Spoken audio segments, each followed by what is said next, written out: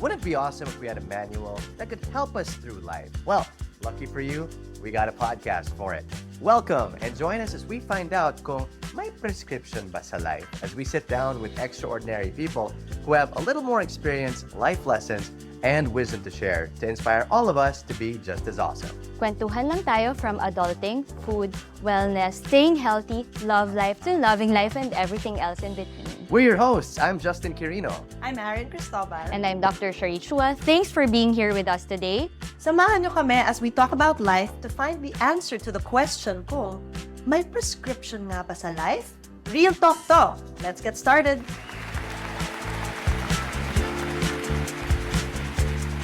Oh, Erin dear, there you are. How have you been? You look like a disaster.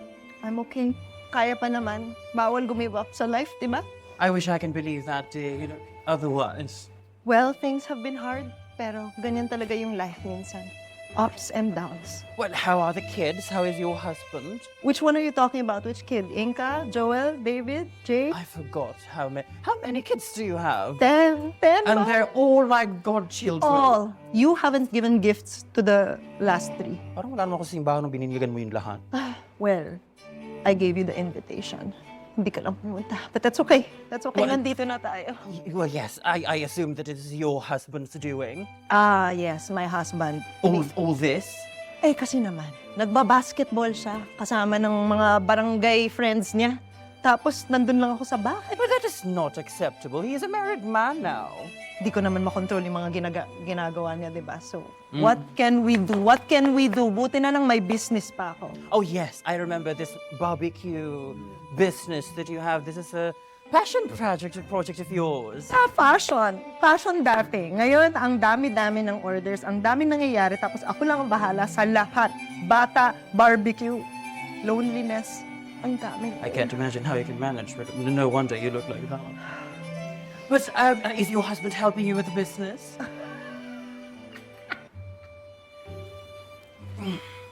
Show me your husband right now. Pare. You know what? It's... Mana, can we get tea? My dear, you look so burnt out. So- you cannot function like this. Hindi na You kaya. need to take a break. I wish I could take a break, pero ang dami talagang nangyayari. Hindi ako makabreak. Lahat ng laruan ng mga bata, nandun lang sa sahig. Ako lilis, tapos yung bahay, ako lilis. Unacceptable. You look tired, burnt out. You need to take a break. Alam mo, pwede pa natin. Leave the children with me. And your husband. Ah, Charot lang. I will take you up on that offer. Pagod na ako. Please. Okay. Alagaan mo yung mga anak ko at saka yung asawa ko. Yes, bring them to me right this instant. I shall take care of it. Correct. Kasi sobrang nababurnout na talaga ako. And you know what? We can even discuss this more later on because we are going to be discussing burnout in our next episode with our favorite Marites, Justine Luzares. Pleasure to be here. Grabe, may prescript na tayo, no? And wow, Erin, for someone with 10 kids, you look great. Grabe. Sexy. Parang ganun naman lang yung hair mo kanina. Oh my And now gosh. I'm fixed. So, Perfect. But are you burnt out, Erin, still?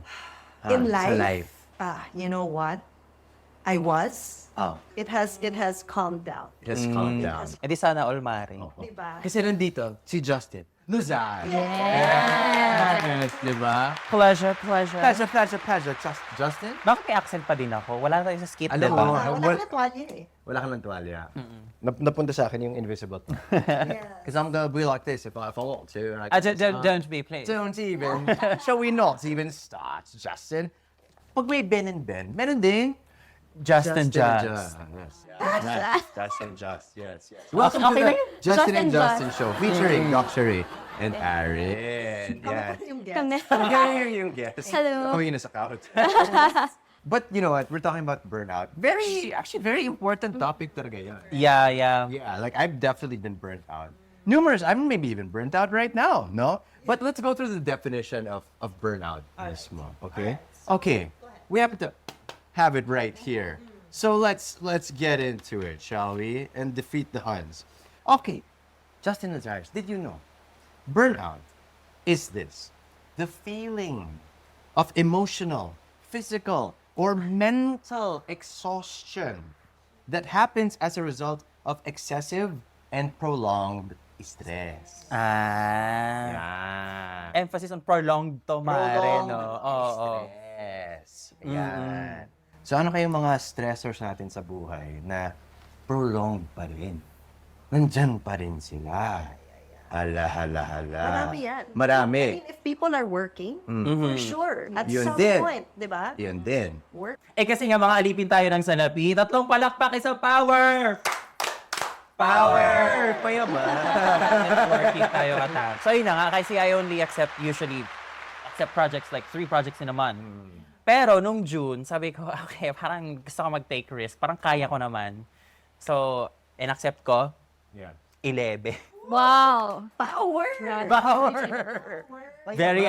Very passionate. Sige, gawin natin 11 kasi parang kining yung calendar ko, parang kasya siya dito, pwede siya dyan. Parang, this is something that I do naman normally. So parang, sure, I mean, I can take 11 in a month. So nung June, sabi mo, alam mo, wala na akong social life. Tanggap ko na.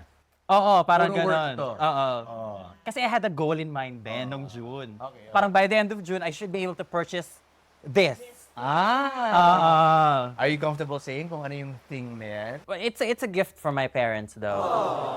Not for me, kasi hindi naman ako nagda-drive. Okay, para sila yung magdadrive. God. Magaling. So, ayun na nga. So, kasi sabi ko, well, ang ending tuloy, kasi parang first time kong ginawa yung in-accept yung 11, Yeah. nagkasakit. Nagkasakit. Pumangit yung boses. What you know about my skits, I rely on my accent, my speaking voice. Ganon. So, hindi ko magawa kasi parang ang pangit naman pag branded yung content tapos bibigyan mo sila ng may sakit ka na boses. Hi, darling. Oo. Darling. So, ang ending, sa 11 projects, 5 of that, na-carry over tuloy ng July. Oo. Na-delay din. Na-delay tuloy. Ang turnover. Pinupukpok tuloy ako ngayon ng brand. Parang, hoy, tao ka. Wala. Petsa na, ganon. Pero at least understanding sila. So yun, parang kasi kung iisipin mo naman, hindi naman talaga, kasi make sense nga yung definition kanina, Doc, no? Na hindi lang siya physical, it's mental. Emotional. Kasi kung tutuusin, uupo lang naman ako sa harap ng camera at magre-record. Hindi naman ako gagalaw magbubuhat ng mga crates or whatnot. Sure. Pero it's mentally draining because I really, want to make something na would make sense, na parang it would make a creative appeal. Yeah. So parang squeeze ko talaga yung creative juices ko to make a content. So parang I think that's where the pressure is coming from. Actually, one time I was talking to Justin about content creation and everything, diba? And we guessed you in our other podcast. Diba? And then when we asked you, what would you like for people to appreciate about your art? Sabi mo, it's actually the writing. Diba? So imagine 12 projects, 12 scripts yan. And just like the amount of brain power, kapag sinisipon ka pa, diba? Kaya may headache ka and all those things that come with it, diba? Parang, and you just want to sleep. Nakakatamad din magsulat. Diba? And then, magpa-perform ka pa. Mag-lighting ka pa. All those things, right? So, Ako ba mag-edit after? mag-edit. Ikaw na lahat. Diba? Content creation's hard, guys, ha? Kala nyo naman. Napakahirap talaga. So, saludo kami sa iyo. Thank you. Pero yun nga. So, lesson learned, huwag na tumanggap ng ganun kadami. Masyadong gahaman. Gusto nating imaman, pero huwag masyadong gahaman. Nag-rhyme yun. Yes? Diba? Yung writing nga eh, diba? I love that. But you know what? I've been watching you since Oh my a God. couple of years ago. Okay. Yeah. What? No. But before you were a content creator, I actually don't know what you were busy with before that. So what were you doing before content creation? I was a lead associate. I was a trainer in the BPO industry. Yeah, I train people. And this is why you know how to speak the way you do? Not exactly, because what I do, I train people for specific processes, not the skills and communication side of things. Okay. Well, the communication skills might have played a part, pero it's not really necessary for the line of job that I do. Okay. But it's more of like, para understood ka. Yeah. Yeah. Was that something that also burned you out at a certain point? Yeah, because I remember I had like 2 classes in a day. Like I train people from India in the morning, and then I train Pinoys in the afternoon. So parang iyon. Tapos may end of day ka pa na reports, deliverables. So of course, burnout. But it's a good thing na parang pag sa industry namin na yon, will that company fixed naman ang weekend off because imagine if you're not fixed weekend off, parang For sure. I still have time for myself. Pero of course, burn out ka pa din from time to time. But it's funny yun, na nakikita natin yung mga yung origin stories, diba? For example, like I think you said before that since you were training, you had Indian clients and everything. That's where you were able to develop an Indian accent, diba? Oo, hiyang-hiya ako sa mga trainees ko from Pune. ganyan. Kung nanonood man kayo, pasensya na. Pero pinapanood ko sa kanila yung mga videos. Tuwang-tuwa naman sila. Akala ko talaga magagalit talaga? sila. Kasi akala ko, tinago ko sa kanila nung una. Tapos, Nakakapraling eh, diba? na parang, they might view it as like racist Exactly, or, ano. yes. Pero wala, tuwa naman sila. Justin, That's we good. really like your skits. You're using the Indian accent. It's very good. Ganon.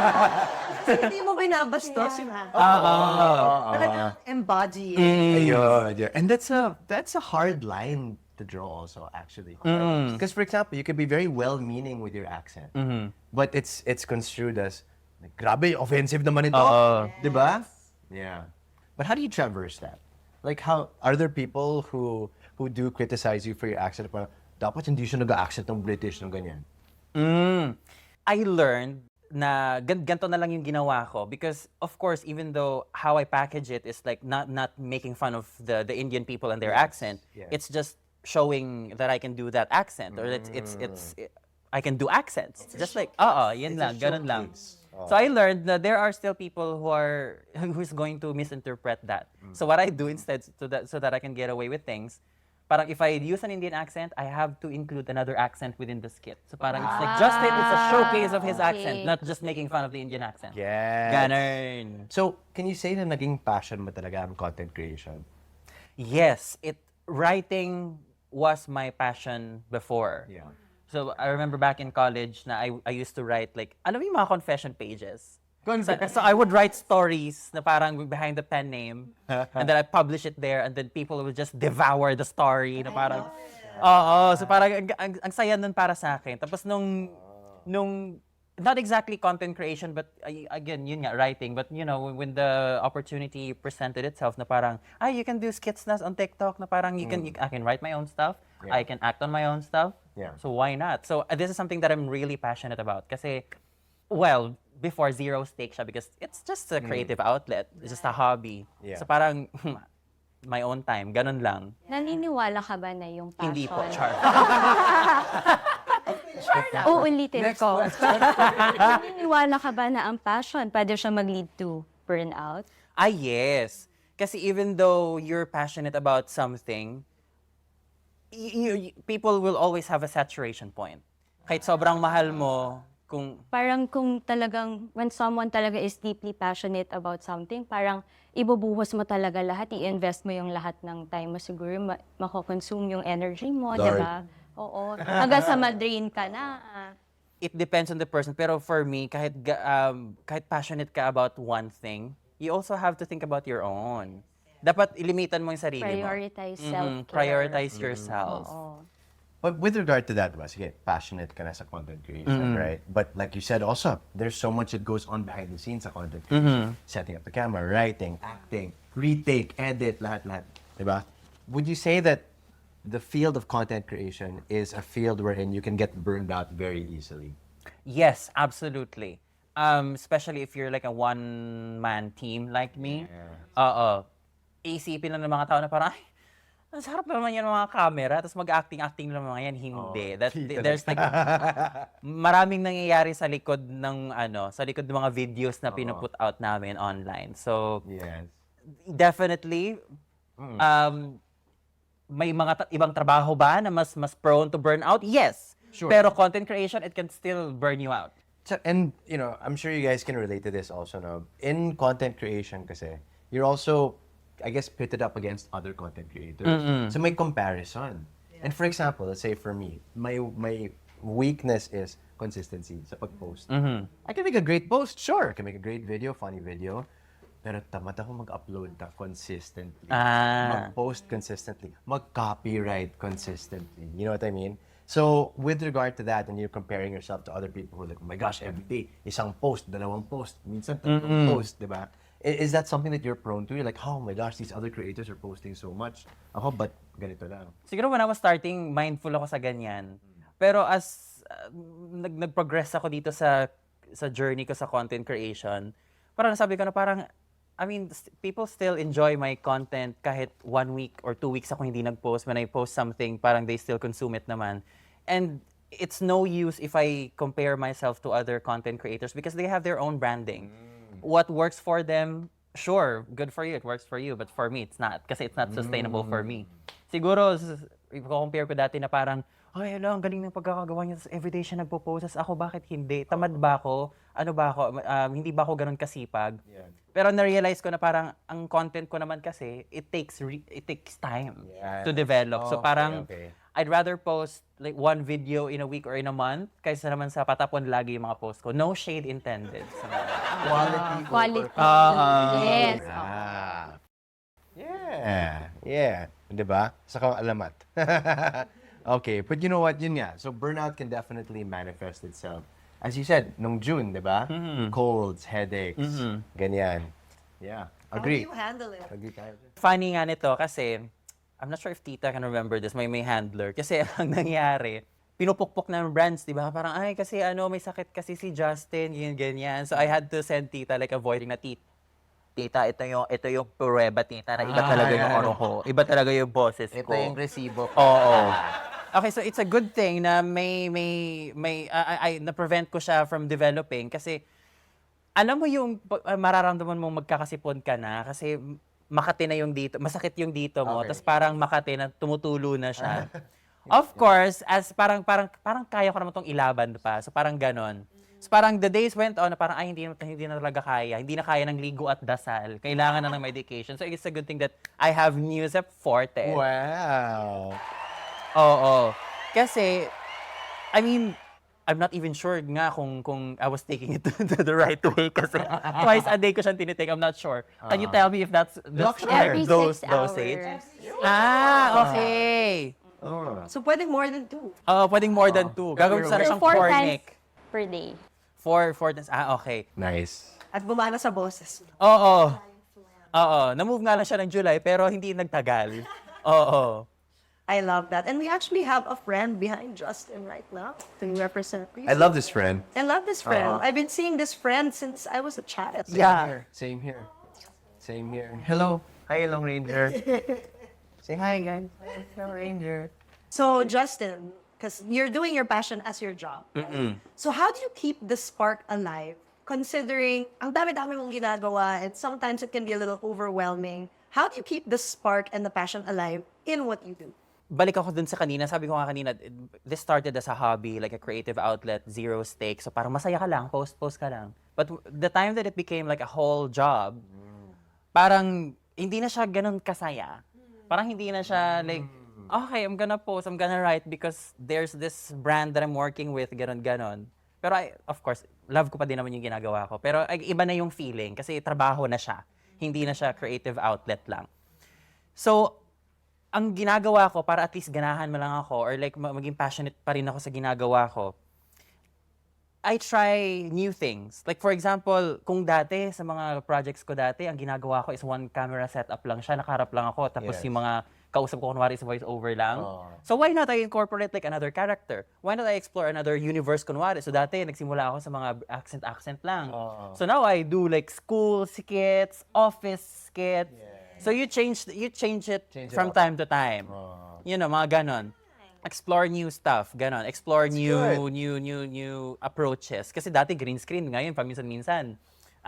Medyo hindi na ako nag-green screen, may mga setup na ako na parang hindi na green screen yung likod. Ganon. And in addition to that, I feel like, in my case at least, if you get burned out doing something, learn something new about that. So with content creation, like you said, do camera setup, stuff like that, editing in a certain way, changing it up, that's also adding to your knowledge. So feeling ko, mas nawawala yung burnout because you have that excitement. Oo, gaganahan ka eh. Na parang, oh my God, ganito lang pala gawin to. Ang saya pala kasi bago na yung itsura ng content ko na parang, ay, gusto ko gawin to next time ulit. Ganon. I love that. But you know what, actually, I have an interesting question about that, no? I like that I said that it's already interesting. But anyway, hopefully you agree. So, there are some people... I agree. They're... Wala pa ba? Yes. Wala pa? Okay, sorry. Moving on. Wala pa? Okay, go. Then, So there's some people, they're afraid of making their passion their career because they're afraid of losing that passion or that enjoyment for that passion. What can you say to those people? Ang sa akin is, balikan mo yung, bakit mo to ginagawa? Ako kasi ginagawa ko to kasi masaya magsulat, masaya mapanood yung sarili kong ginagawa ko yung mga sinusulat ko. Or it can be, ginagawa mo ba to dahil sa monetary rewards? Ginagawa mo ba to dahil for someone? May specific goal ka ba na specific time frame? So siguro pag napapagod ka, gano'n na lang yung isipin mo. So kung takot kang gawing trabaho mo yung passion mo, would you rather do something na hindi ka passionate or dun ka na sa passionate? Oh, that's a good Oh. Take the risk. Yeah. Take the risk. Good question nga. I love that because as somebody also who did corporate before and wasn't very happy with it, like, honestly, kahit maraming pera, as getting paid every day, parang gumigising ako, bakit ako my life, tapos paycheck, yay! Yay! Tapos bigla dyan si boss pa, pizza! Yay! Oh, ganon. Gets, I like that. Make it work for you. I like that. Yeah. Dapat nag-enjoy ka rin talaga sa ginagawa mo, diba? All right. So actually, I do believe that we need to take care of ourselves, both physically and mentally. So I'd like everyone to take care of their physical and mental health, just like we mentioned earlier, because many people have fallen to burnout because of overworking. And they fall sick because of that. So I'd like everyone to relieve yourselves from colds and all its symptoms by taking the right medicine, like Neosep Forte. Don't let colds stop you from enjoying your passions and living life. Indeed. Correct. Indeed. There are other things you can do about that, I guess, no? Like, prevention naman, Doc Shar. How do we prevent these colds and these headaches and all of these symptoms? Siyempre, dapat healthy living, di ba? Para kailangan natin laging i-boost yung immune system natin. Like, kasi yung pinag-usapan natin kanina, yung passion burnout na yan, parang pwede talaga siya, parang marami siyang physical manifestation. So, talaga na pwede siyang maka-apekto ng significant sa health natin. So, ito yung magkakaroon tayo ng fatigue, insomnia, di ba? Headache, migraine, weakened immune system na pwede tayo maging prone talaga sa infections, gastrointestinal problem, pwede rin, diarrhea, constipation, di ba? Stomach pain, cardiovascular problem, pwede rin yan, heart palpitations, high blood pressure, tapos kahit hormonal problems, pwede mag-cause to ng irregularity sa menstruation natin, fertility, pwede rin ito maapektuhan, di ba? Meron din itong, syempre, like, kunwari sa mental health, no, yung depression and anxiety. Kaya sobrang important talaga na, alam mo yun, ma-recognize natin tong mga signs ng burnout para makapag-take tayo ng proactive steps alam mo yun, para ma-address natin to agad, mag-seek tayo ng help sa healthcare professionals, di ba? Tulad ni Doc Shar. DM nilang si Doc Shar. Huwag idaan sa ligo at dasal kagaya ko nung June.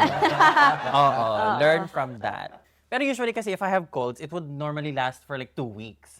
Pero I found Neosep Forte. So I'm taking it. Yeah, hindi 40 Neosep ang tinitake ko. It's Neosep Forte. So I was taking it like every 6 hours, one every 6 hours. Is that the correct dose? Yes, Oh, tama. perfect. 1 every 6 hours, so that's 4 times. Forte. 4 times a day. That's the way to remember. Pwede ba? Thanks, friend. Paano na lang ako pag wala to? Hindi ko ma-figure out yun eh. Oo nga. Kaya kailangan naman ng dalawang Justin. Yeah. Balance it out. Justin squared. Yes. Yan. Pero guys, I just want to add these tips kasi aminin na natin, ang stress is unavoidable part of life yan. Everyone talaga must learn to cope with it in order to survive. And the key to unlocking a healthy relationship with work is to invest in daily acts of self-care like making use of your vacation leaves, magbakasyon ka, matulog ka ng matagal, kumain ka, mag-shopping ka, diba? So, and also by striking a work-life balance, you can focus on your well-being in a way that makes sense for your personal values, ideals, and capacities. And syempre, focus on taking care of your physical and mental health as they should be one of your main priorities. Because how else naman, di ba, can you enjoy your life if you're not healthy? Kahit yung mga naiisip pa natin na mga simpleng bagay tulad ng colds at headaches, it is important talaga to give yourself complete relief from these illnesses. Agree talaga ako dyan, Doc. In fact, kaya kapag nakakaramdam ka ng mga baradong ilong or stuffy nose, runny nose, headache, sneezing, at lagnat, dahil sa stress or pagod, alam naman natin yun, we've all experienced that.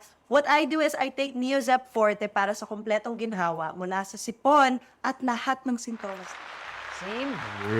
Yes! At saka guys, one of the reasons why Neozep Forte is also my go-to for colds. And might I also add, no? It has another variant na non-drowsy cold medicine naman siya. meron. Yeah! So, I would say that's perfect for para sa atin na maging unstoppable tayo sa pagtuloy na yung passion in life. Di ba, Justin L? Ganyan ang alagang Unilab. Okay, so on that note, we have a fun little game and a little check-in with each other, okay? Guilty or not guilty? We have these cards here as well. So please pass to your Thank seatmate. you. Please pass to your seatmate. Okay, thank you very much. So what's gonna happen is just raise the specific card if you're guilty or not guilty of this question. Are you ready? Ready. Ready, Freddy. Ready. Let's go. 3, 2, 1. Nag-set ng alarm, pero tumunog. Pinatay mo. Guilty din ako dyan. Actually, guys, every morning, snooze is live. Oh, no. Hindi lang snooze to, Justin. I'm gonna set like three different times. Same. Like 7:45 8. Oh my God, see? Hanggang sa nagdiretso-diretso yung tulog mo, hindi ka na nagising. Pag-isip ay 12 na, okay. Oh, no. Okay, next. You've experienced what's called Monday blues. No? Parang feeling ko kasi palaging Monday every day. So, guilty kay Justin. Aaron, not guilty. Guilty. Most of my days are the same, eh. Oh, really? It's the same lang. Nice. Okay. Oh, also since, Pero mas active kasi mga ahensya pag Monday. So parang pinupukpuk ka talaga nila ng Monday. Yes. Okay. Okay, next. Hindi ka nag-shower pagkatapos ng work, diretso tulog na. Never. Never. Not guilty. Not guilty. My skincare pa yan. Skincare. Tanggal mo na ng makeup. Ganun. Okay. Paano kayo nakatulog di lagkit-lagkit ka? Correct. On your bed. So, lahat not guilty. Okay. Okay, next. Nakatulog ka habang may kausap sa cellphone. Telebabad? Nag-LDR ako dati. So guilty. Guilty si Aaron. Not guilty ako. Not guilty. You respectfully say, ay, matutulog na ako. Matutulog na ako. Good night. Oo, parang bigla ko na lang bawawa na ako. Parang takot. Okay. Naro-wrong sent ka ng mga messages mo. Guilty. Guilty. Ako non-guilty. Not go. Please explain yourself. Ano lang talaga ako, ito yung kausap ko, dito ko dapat nasa-send. Ganon. So parang sinabi ko na absent-minded si Aaron, no? Correct. Okay lang naman. Kami natin naman ako. Paminsan-minsan. Lahat naman tayo. No? Okay, ito na. You've had nightmares or dreams about work. Guilty. Guilty. Same. No need to explain. Oo. As a radio DJ, you'd have nightmares of like, parang wala pa lang song na nakakita. And nasa banyo pa ako. And I'll like run all the way to the board kind of thing. And then wake up and think it happened again. Okay, next. Hanap ka ng hanap sa isang bagay, pero yun pala, hawak mo o suot mo pala. Guilty. Sa back pocket pa na. Shades. Shades. Shades. Dito na pala. Ako cellphone. Yes. Tapos iti-text ko kunwari. Saan yung phone ko? Iti-text ko. Ay, hindi pa kayo. Para tumunog. Like ganon. Next, nag-set ka ng time para mag-exercise, pero nauwi ka na lang sa kain o tulog. Not guilty. ang sipag niyo. Well, I don't really set the time. Ako din. Loophole! Due to that fact. Loophole! Yes.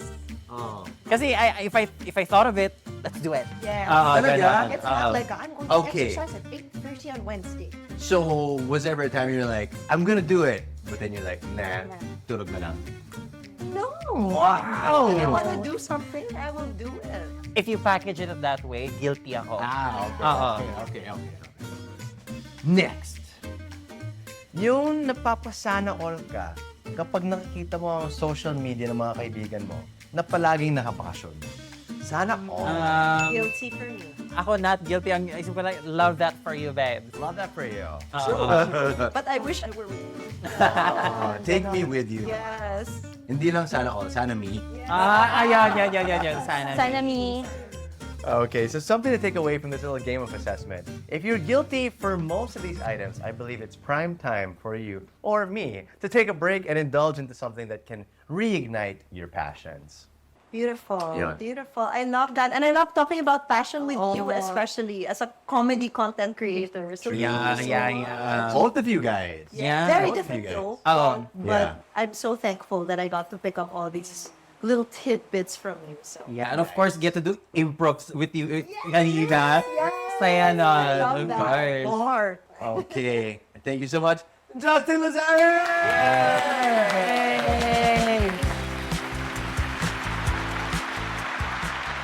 So, Justin and Arian, may prescription ba sa life?